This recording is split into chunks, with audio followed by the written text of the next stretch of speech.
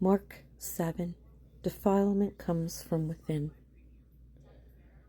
Then the Pharisees and some of the scribes came together to him, having come from Jerusalem. Now when they saw some of his disciples eat bread with defiled, that is, with unwashed hands, they found fault. For the Pharisees and all the Jews do not eat unless they wash their hands in a special way, holding the tradition of the elders. When they came from the marketplace, they do not eat unless they wash. And there are many other things which they have received and hold, like the washing of cups, pitchers, copper vessels, and couches. Then the Pharisees and scribes asked him, "Why do your disciples not walk according to the tradition of the elders, but eat bread with unwashed hands?" He answered and said to them, "Well, did Isaiah prophesy of you hypocrites, as it is written, this people honors me with their lips, but their heart is far from me. And in vain they worship me, teaching as doctrines the commandments of men. For laying aside the commandment of God, you hold the tradition of men, the washing of pitchers and cups, and many other such things you do."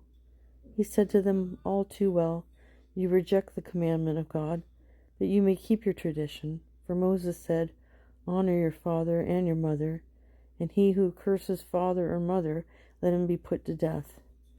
But you say, if a man says to his father or mother, 'Whatever profit you might have received from me is Corban, that is a gift to God,' then you no longer let him do anything for his father or his mother, making the word of God of no effect through your tradition which you have handed down, and many such things you do." When he had called all the multitude to himself, he said to them, "Hear me, everyone, and understand. There is nothing that enters a man from outside which can defile him, but the things which come out of him, those are the things that defile a man.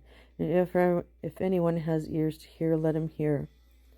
When he had entered a house away from the crowd, his disciples asked him concerning the parable.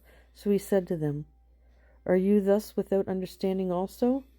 Do you not perceive that whatever enters a man from outside cannot defile him, but because it does not enter his heart, but his stomach, and is eliminated, thus purifying all foods?"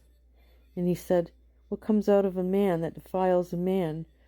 For from without, or within, out of the heart of men, proceed evil thoughts, adulteries, fornications, murders, thefts, covetousness, wickedness, deceit, lewdness, an evil eye, blasphemy, pride, foolishness.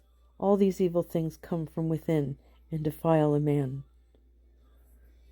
From there he arose and went to the region of Tyre and Sidon. And he entered a house and wanted no one to know it, but he could not be hidden. For a woman whose young daughter had an unclean spirit about him, and she came and fell at his feet.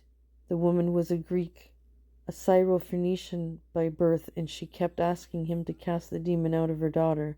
But Jesus said to her, "Let the children be filled first, for it is not good to take the children's bread and throw it to the little dogs."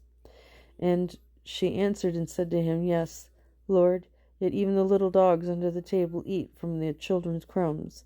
Then he said to her, "For this saying, go your way.